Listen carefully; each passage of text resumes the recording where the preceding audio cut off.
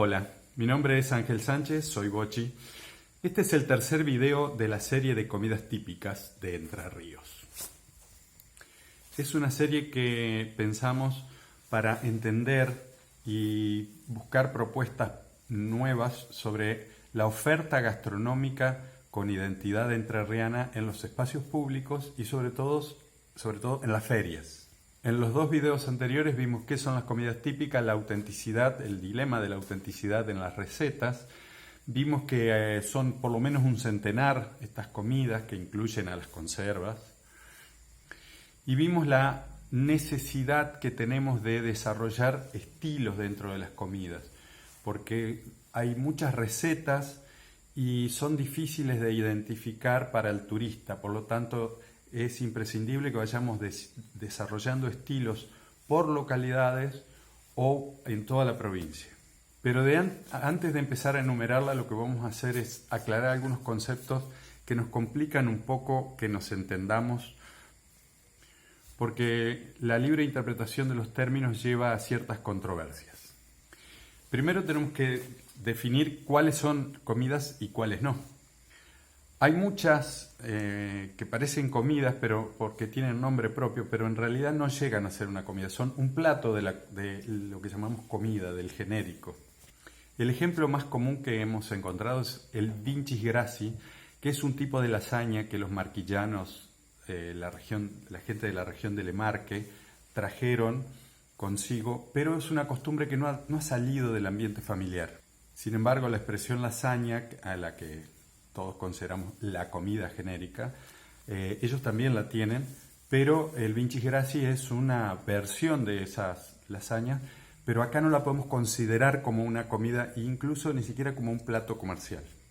Después tenemos otras expresiones vinculadas con los revueltos. Saben que los revueltos son todas aquellas preparaciones que se hacen agregando huevo batido, que si lo dejamos endurecer todo junto se hace tortilla y si lo rompemos se llama revuelto. Hay dos que son muy característicos en la provincia. Uno es el revuelto Gramajo y el otro es el que es de origen argentino, porque ese nombre fue acuñado en algún lugar en Buenos Aires, nadie tiene muy claro dónde.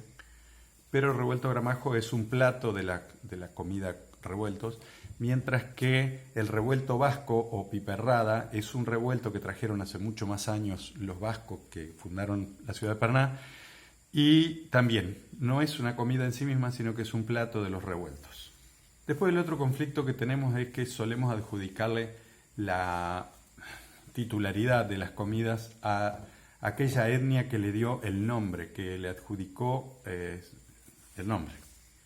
Pero resulta que la mayoría de las costumbres, o sea, el nombre va acompañado de recetas, de formas de hacer, se han mezclado mucho.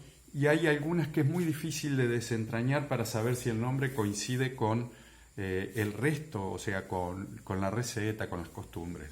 Así que vamos a tomar dos ejemplos grandes. Uno es la parrillada, que la mayoría de nosotros la considera de origen criollo, y que es llevar a la parrilla, antes era solo el interior de la vaca, y ahora se ha transformado en, cerdo, pollo, choricitos, pero antes era solamente a principios de siglo, y la gente cree, mucha gente cree que es una tradición criolla, pero no es así. Fue adoptada por los criollos a fines del siglo XIX, copiando a polacos, italianos, alemanes.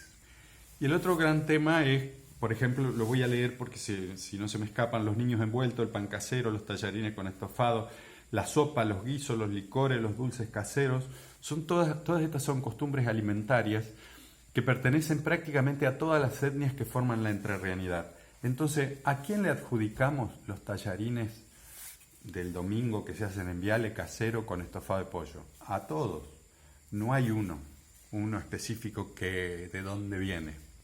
Y ahora vamos con el tercero de los problemas conflictivos en las discusiones. Es la frontera geográfica de las comidas. Hay una controversia con esto. Solemos creer que las provincias son fronteras de las comidas, y por eso el caso más representativo de todos, son muchas, pero el más representativo es la empanada. Solemos creer que hay un estilo de empanadas en Tucumán, otro en Salta, otro en Jujuy, y que por ende debiera haber uno en Entre Ríos. Y bueno, ¿saben qué? Esto no es así. Nunca ha habido un estilo unificado, o sea, lo que llamamos estilo definido a nivel provincial. Y creemos que las otras provincias tampoco, pero como no lo hemos estudiado no lo podemos asegurar, pero les aseguramos que en esta provincia no la hay.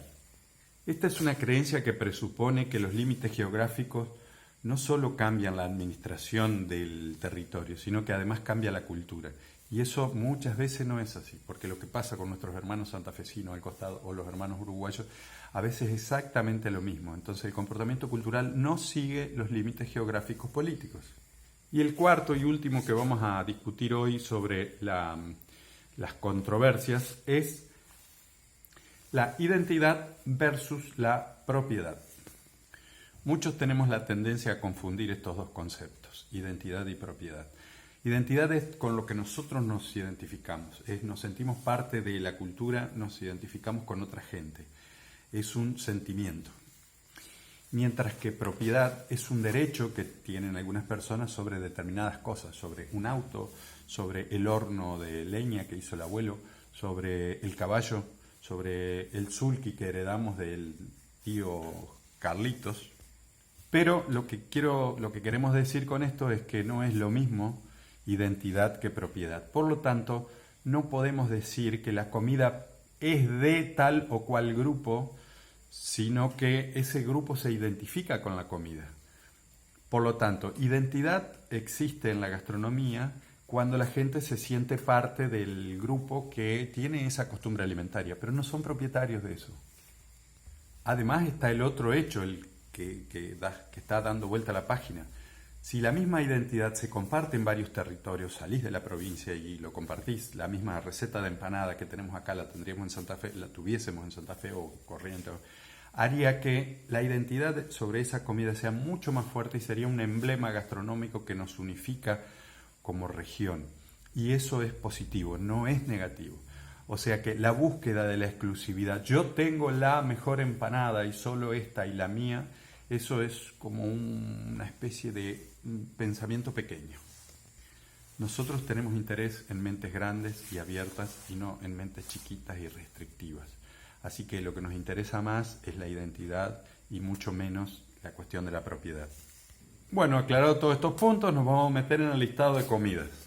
Lo primero que tenemos y la que es la cultura fundacional es la criolla, que se origina entre los esclavos, los españoles y los nativos, que se forjó entre el 1600 en Entre Ríos y 1860.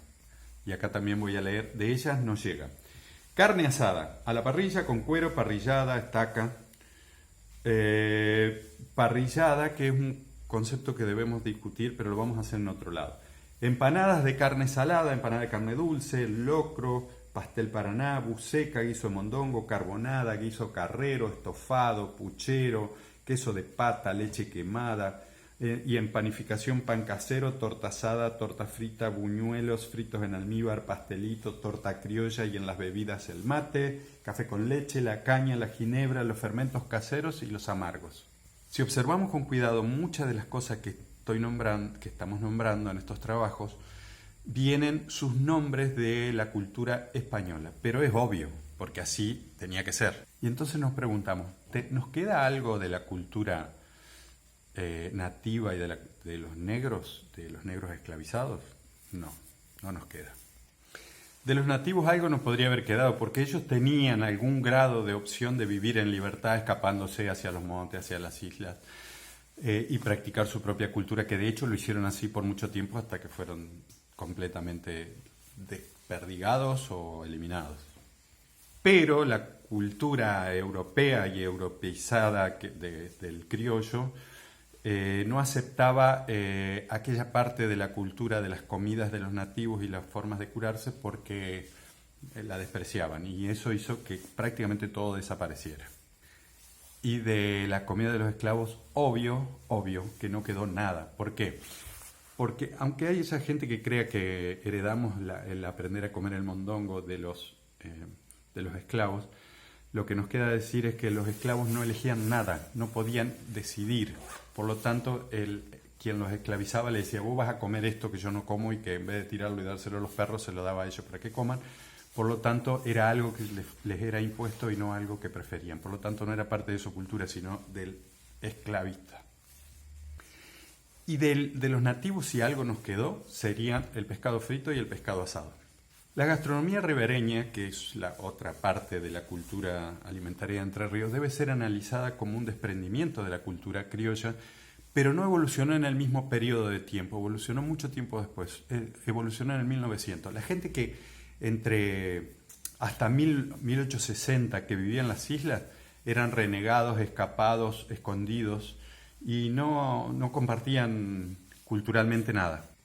Sin embargo, de 1900 en adelante, sobre todo en la última mitad del siglo, se desarrollaron muchas comidas que tienen que ver con la vida islera, y ahora las nombramos. Y también las voy a leer, son pescado frito, marineras, pescado asado, empanadas de pescado, chupín, milanesa de pescado, guiso de pescado, estofado silvestre, tortas fritas con miel y sigue una listita. Después, 1860 en adelante, aparecen suizos, italianos, alemanes, entonces vamos a enumerar las comidas que sí nos quedan, que sí trascienden a las familias y aparecen en la entrerrianidad. De lo italiano tenemos pastas rellenas, ravioles, canelones, sorrentino, lasaña, pastas generales o pastas secas, fideos, ñoquis, pizzas comunes, especiales, bla, bla, bla, polenta con salsa, facturas de cerdo, salames, quesos, morcilla, en panificación, no sé, postres, tiramisú, pasta frola, facturas, pionono, en conservas, dulces y mermeladas como todas las culturas, y vinos y licores y los destilados.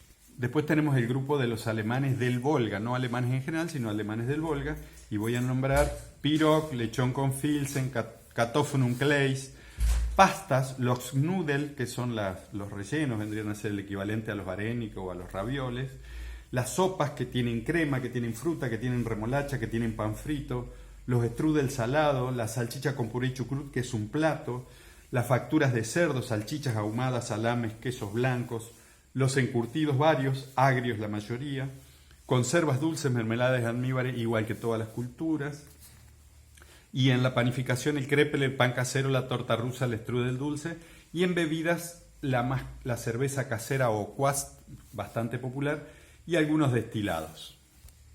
Después tenemos árabes a fija, que se llaman fatay, fataya, empanada árabe, el kepi, kupi, kopi, que pueden ir cocidos o crudos, carne con trigo, las berenjenas que las llaman mutabal, betanjen, betinjin, baba ganoush, que son preparaciones de berenjena, los niños envueltos pueden ser en hoja de parra, en repollo o en acelga, el tabule, que es una ensalada con trigo, baklava, que es un postre, y jalewe, que es otro postre.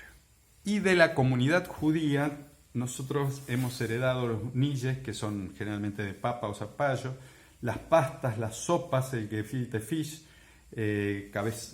ahumados, borrecas, que son unas empanaditas de queso, leikaj de miel, que es una torta, un bizcochuelo muy exquisito, strudel de maní, y el pan ácimo o torta flaca.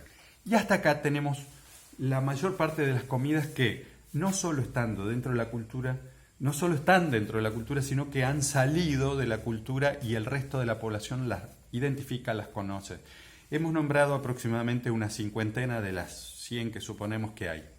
Pero también en menores cantidades tenemos algunas colectividades como la eslovena, la vasca, a ver cuál más, la catalana y los asturianos, que tienen algunas comidas que salimos y las encontramos, pero no en la calle, solo las encontramos a escala familiar, por lo tanto no han trascendido al ambiente comercial. Y ellas son, por ejemplo, eslovena potica, que es una torta, klobasas kapus, que son lentejas con chorizo, chucrut con chorizo hervido, gulas, que es un guiso extracocido. Dentro de las vascas tenemos lentejas con chorizo, pastel vasco, gato basqué, el revuelto vasco, la piperrada, que ya lo nombramos antes, una sopa de puerro. En las catalanas tenemos el pan tumaco, pan con tomate, la paella, la escudela y cardolla, que es un puchero de carne de cerdo. Y de los asturianos hemos reconocido la fabada, que es un guiso de porotes con cerdo, los callos asturianos, que es una comida de mondongo, los bollos preñau, que es un pan que tiene adentro fiambres ahumados, y el pote asturiano, que es un tipo de fabada con papas y berzas, una variante del repollo. Bueno, y acá va el listado de las comidas que sí hemos encontrado en los ambientes públicos, sobre todo en las ferias. Fíjense, asado con cuero y asado a la estaca. La familia de empanadas, de carne salada, carne dulce, pastel paraná, la empanada de pescado, las empanadas árabes, el piroque y los niches. Son 7 versiones de empanadas entrerrianas. Después muy reconocido locro, la panificación pan casero, torta asada, torta frita, y en pastelería pastelito, torta criolla, torta rusa, crepel, borrecas, leicas, strudel de maní, baklava. Ensalada a las pizzas, el lechón con filsen, rara vez pero lo encontramos, el kepi, y en las conservas tenemos los fiambres caseros, las conservas dulces, mermeladas de almíbar, que casi todo el mundo las hace, y encurtidos varios, generalmente agrios de origen alemán, vinos, licores y destilados. Y entonces la verdad es que de todas esas 100 y pico de comidas y conservas, solo hay una decena, 10, 11, 12, depende cómo las contemos. Y la pregunta es, ¿no será tiempo que vayamos haciendo algo para mejorar la oferta de estas comidas? Porque saben que más de la mitad de lo que nombramos acá solo se encuentran alguna vez en el año en el puerto de Paraná, en alguna localidad, y no están disponibles para el turismo de manera constante y continua, constante, sí. Y la pregunta del millón, ¿de quién es responsabilidad que mejoremos esto? Nuestra respuesta es que de todos nosotros, así que manos a la obra. Hasta un próximo video, mi nombre es Ángel Sánchez, soy Bochi.